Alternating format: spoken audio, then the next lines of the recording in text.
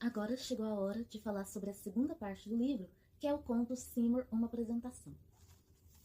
Aqui nesse conto, o narrador continua sendo o Buddy Glass, porém, o Buddy Glass mais velho, ali por volta dos seus 40 anos.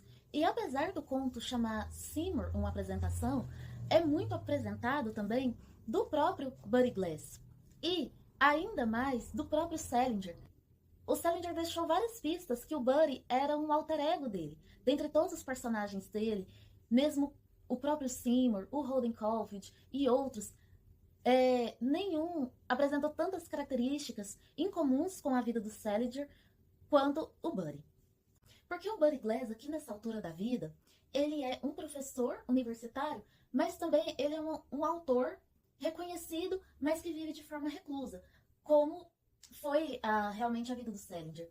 E há partes aqui no conto em que esses paralelos ficam apresentados de forma bem clara. Por exemplo, há um trecho do conto em que ele diz: algumas pessoas, nenhuma das quais amiga íntima minha, já me perguntaram se não há muito do Seymour no jovem personagem central do único romance que publiquei até hoje. Aqui ele está se referindo ao Apanhador no Campo de Centeio, porque sim, foi o único romance que ele publicou, porque o restante da obra dele foi dividido em contos, como é o caso desse livro aqui, 9 Histórias, Fran e Zoe. E há uma nota de rodapé aqui no livro em que diz: aceitando-se mais uma vez a identificação entre Salinger e Buddy Glass, a referência é a Holden Caulfield, principal personagem do romance O Apanhador no Campo de Centeio. Então, nesse pedacinho, o que ele estava dizendo é que muitas pessoas perguntaram se seria o Seymour a pessoa que inspirou o Holden Caulfield. E ele revela que na verdade não. Só que quem está falando isso, quem está revelando isso, é o Buddy Glass. E falando de um romance que o Salinger escreveu. Então, assim, nesse trecho fica muito claro que o Buddy seria um alter ego do Salinger. Outra deixa que aparece no livro a esse respeito é na parte que o Buddy Glass estava falando sobre um conto que ele havia publicado. E ele diz: há alguns anos publiquei um conto excepcionalmente estranho, memorável, desagradavelmente controvertido e totalmente mal recebido pela crítica, acerca de um menino muito dotado que viaja a bordo de um transatlântico. E lá faço uma detalhada descrição de seus olhos. E aqui, na nota da editora, fala que esse conto intitula-se TED e integra a coletânea 9 Histórias. E em relação a essa questão de ser mal recebido pela crítica, é outra parte em que a personalidade extremamente sarcástica e com esse humor ácido do Salinger transparece através do Buddy Glass. Porque o Buddy aqui, em diversos momentos do conto, ele fala sobre os críticos literários da época.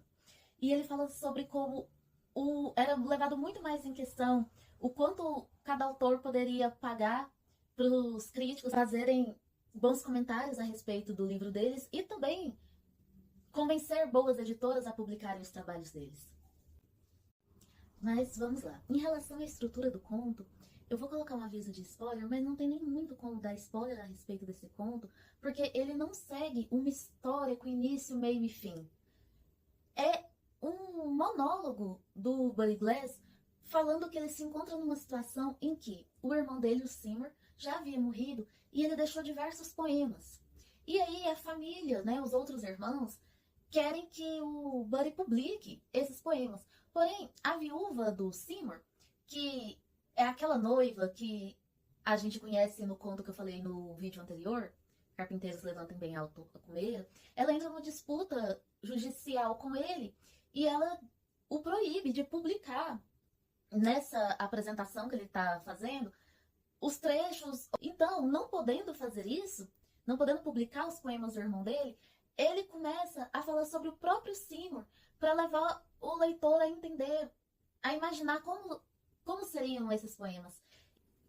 À primeira vista, a estrutura do conto pode parecer até confusa, porque ele começa falando sobre autores que ele admira e que ele tenta entender o trabalho deles, inclusive ele cita o Franz Kafka, autor de A Metamorfose, e ele cita outros autores também conhecidos, e cita também poemas do Japão, da China, Índia, poemas orientais. Ele cita os Vedas, dá pra ver que eles eram uma família muito culta, porque tudo isso que ele cita são autores que influenciaram na escrita tanto do Seymour, dos poemas dele, quanto do Buddy, enquanto escritor.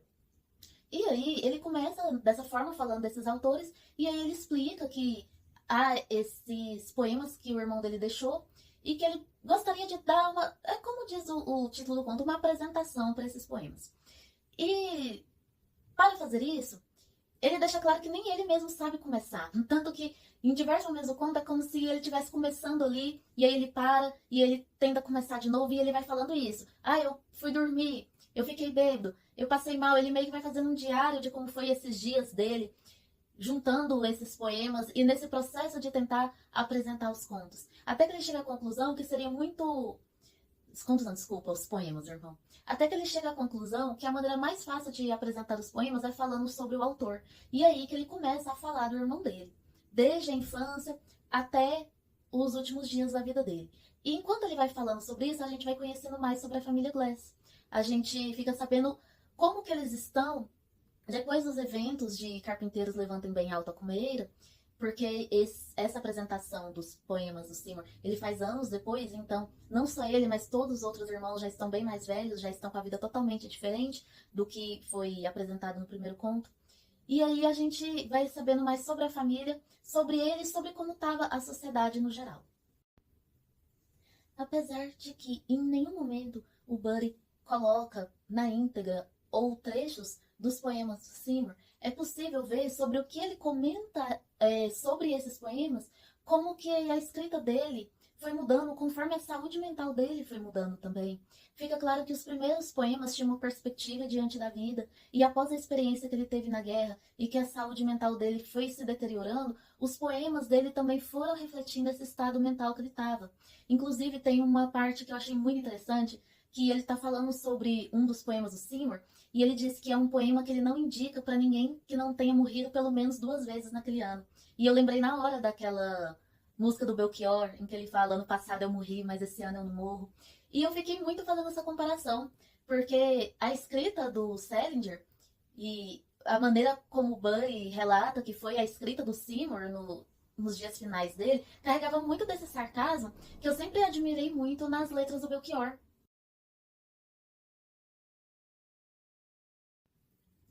E ele continua fazendo o mesmo que ele fez em Carpinteiros Levantem Bem Alta Cumeira, quando ele está tentando defender o Seymour dos comentários dos convidados do casamento. Ele faz o mesmo aqui. Ele apresenta fatos sobre o Seymour que poderiam causar estranheza nas outras pessoas, mas ele sempre tenta defender, o irmão dele tenta justificar as maiores excentricidades do Seymour. Só que a gente vê que o Seymour sempre foi excêntrico. Porém, é claro que a depressão dele, embora não seja usada essa palavra, mas fica claro que ele entrou num processo de depressão e de, digamos, até paranoia causada pelo trauma da guerra, embora ele já fosse uma pessoa que desde antes já tinha comportamentos diferentes do que era esperado. Mas assim, ele, sobre o que o Buddy narra de antes da ida dele para a guerra, apesar das excentricidades, não parecia que ele era uma pessoa depressiva e com a mente confusa. Ele pensava diferente, mas não que ele fosse totalmente confuso e perturbado. E após ele voltar da guerra, já começa a dar a impressão que aí sim, ele foi ficando dessa maneira, o que justifica, né, ele ter tido o fim de vida que teve.